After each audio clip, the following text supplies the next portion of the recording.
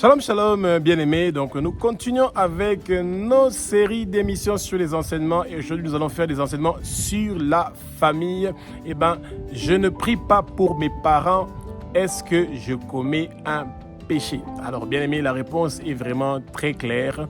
Vous commettez pas un péché, mais c'est pas sage de ne pas prier pour ses parents. Dieu aime la famille.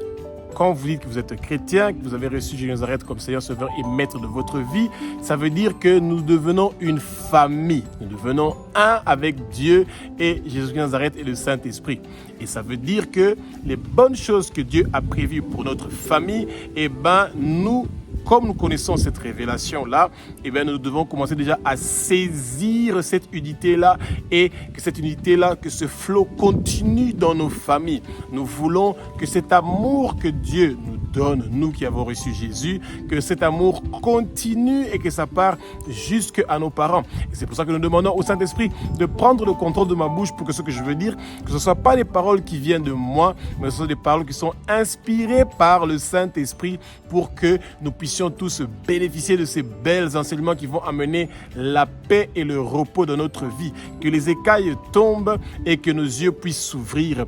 Nous allons connaître la vérité et la vérité va nous affranchir et que le vent impétueux du Saint-Esprit commence à partir partout où vous êtes pour que vous puissiez recevoir ces bons messages, ces révélations-là, bien-aimés, et que nous puissions comprendre l'importance que nous, les enfants, l'importance que nous les enfants, nous devons prier pour nos parents.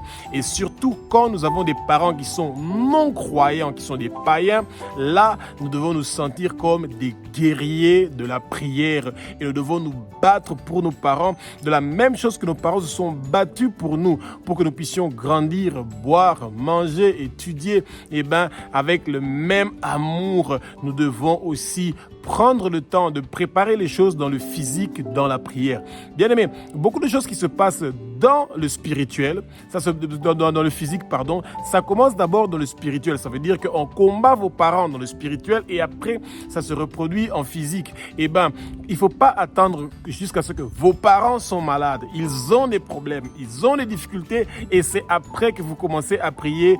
Vous êtes en retard. On commence déjà à faire ces prières-là avant. Vous devez déjà remettre la santé, les finances, la vie de vos parents chaque jour entre les mains du Seigneur pour vous rassurer qu'il n'y aura pas de surprise et que toutes les portes que le monde de ténèbres est en train de chercher à ouvrir pour empêcher vos parents de pouvoir être délivrés, libérés, de vivre une vie paisible et tranquille, vous fermez ces portes-là et que les écluses du Père s'ouvrent pour que vos parents puissent connaître des bons moments de leur vie jusqu'à leur dernier jour. Dieu aime la famille et le Satan déteste la famille. Et c'est pour ça que le Satan cherche à détruire beaucoup de familles. Et quand vous avez des parents qui ont donné leur vie à Jésus-Christ et qui se sont battus pour vous, vous devez vous rappeler que le Satan cherche à tout prix à se venger contre eux et à faire des représailles contre vos parents. Et c'est pour ça, quand vous lisez dans Jean chapitre 17, du verset 21 au verset 22, Jésus nous parle. Il prie vers Abba, notre Père qui est aux cieux. Il dit que comme nous sommes un, moi en toi et toi en moi, et nous faisons un, et eux sont en moi et nous sommes un, nous tous. C'est l'amour de la famille. Et c'est le meilleur exemple de l'unité que l'être humain peut tirer une leçon. L'unité entre Jésus, le Saint-Esprit et notre Père qui est aux cieux. Et c'est cette même unité que nous attendons dans nos familles. Mais malheureusement, il y a beaucoup des églises de nos jours qui sont en train de séparer les familles. Ton père est sorcier, ta mère est sorcière, ton oncle, ta tante, ils voient des sorciers partout, ils trouvent des sorciers partout, ils trouvent des satanistes partout. Bien-aimés, quand vous êtes un enfant de Dieu, votre priorité est le business de Dieu. Le business de Dieu, c'est la prière pour son peuple. Dieu a une considération pour toute personne qui est née d'une femme. C'est pour ça qu'il a envoyé son Fils unique, Jésus-Christ de Nazareth, pour mourir une mort horrible sur la croix de Golgotha, pour que chaque personne puisse avoir le droit de venir dans son royaume s'il l'accepte volontairement. Et Jésus, l'œuvre qu'il a fait sur la croix est tellement merveilleuse qu'il a déchiré cette voile-là, ce rideau qui mettait un intermédiaire entre nous et Dieu. Il a déchiré ce rideau-là et nous pouvons demander beaucoup de choses pour nos parents qui nous ont fait grandir. Et c'est merveilleux d'être reconnaissant envers les efforts qu'ils ont fait pour que nous puissions devenir la personne que nous sommes. Et nous devons toujours nous rappeler de faire quelque chose, même si ce n'est pas financièrement. Ça commence dans la prière. Ça commence dans l'intercession, de prier pour nos parents, ne pas attendre quand ils sont déjà affectés, quand ils sont déjà trop vieux pour pouvoir faire quelque chose pour eux. En tant qu'enfants, nous devons être intéressés par la vie de nos parents. De la même façon que Dieu est notre Père et que nous lisons la Bible, que nous l'étudions et nous voulons connaître tous les petits détails de la Bible et nous voulons aussi connaître la vie de nos parents. Et c'est pour ça que c'est dommage que beaucoup de chrétiens ne s'assient pas avec leur père, avec leur mère pour essayer de savoir ils sont nés où, comment ils ont grandi, vous êtes à combien, votre papa a eu combien de femmes, il a eu combien d'enfants, etc. Vous venez de quel village, qui sont les gens qui ont étudié, qui sont les gens qui se sont mariés et ils ont eu combien des enfants. Bien aimé, quand vous connaissez ces informations-là de vos parents, ça vous aide à pouvoir vous diriger dans la prière et ça va vous révéler beaucoup de choses qui se bloquent dans votre vie, beaucoup de choses qui ne réussissent pas dans votre vie, une percée que vous cherchez dans votre vie que vous ne réussissez pas à avoir. Et bien, ces informations-là que vous recevez de vos parents vont ouvrir vos yeux et vous allez connaître beaucoup de vérités et qui vont vous apprendre à savoir briser les chaînes qui sont en train d'attacher vos parents. Et vous allez savoir comment vous allez faire et par quel chemin vous devez passer pour briser les chaînes, pour ouvrir les cages spirituelles où on avait mis vos parents, tous les prisons spirituelles où on avait mis vos parents. Quand vous vous intéressez à connaître leur vie, à connaître leur passé, ça va beaucoup vous aider. Quand vous venez des familles qui sont polygames, vous venez des familles où ils n'ont pas fini les études, vous venez des familles où les gens ne se marient jamais officiellement, vous venez des familles où il y a toujours des problèmes de stérilité quelque part.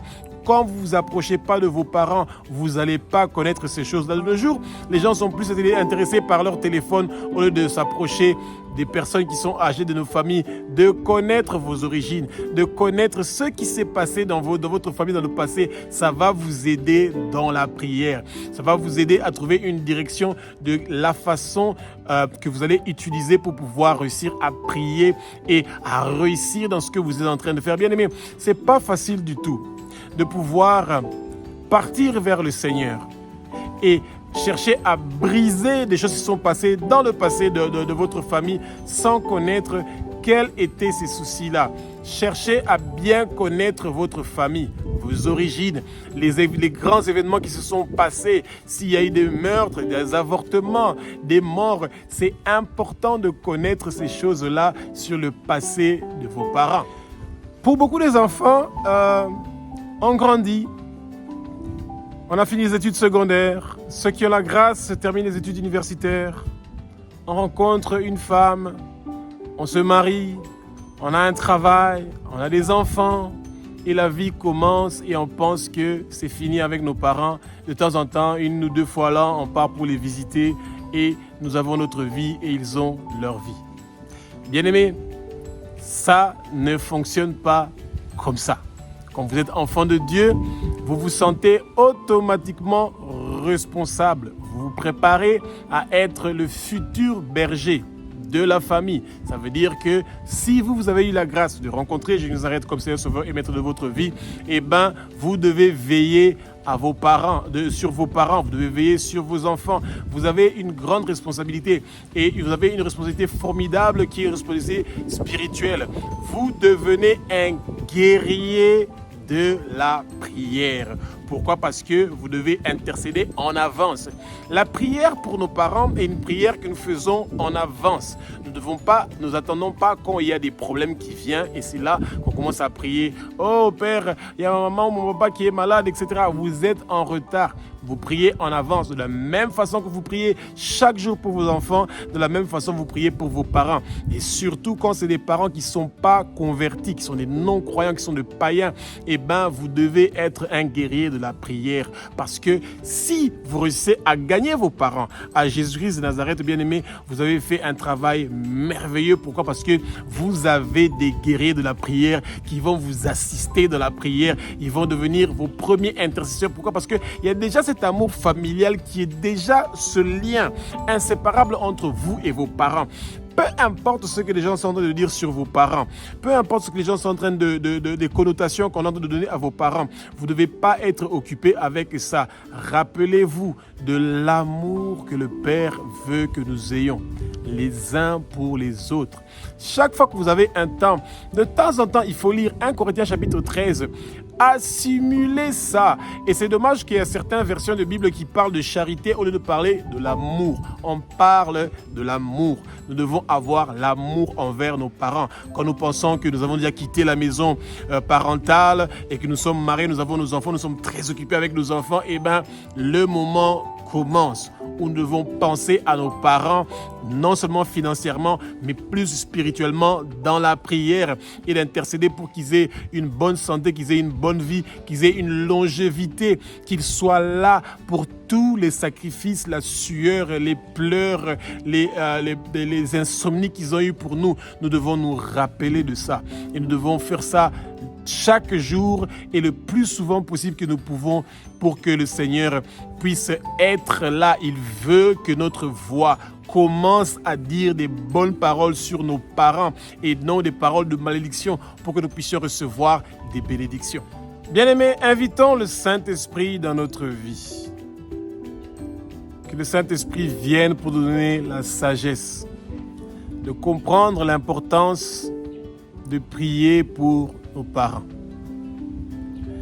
Souvent, quand on a des parents qui commencent à devenir vraiment âgés, si avant ils avaient 1 heure du temps, la force de pouvoir prier 1 heure du temps d'affilée, l'âge les limite.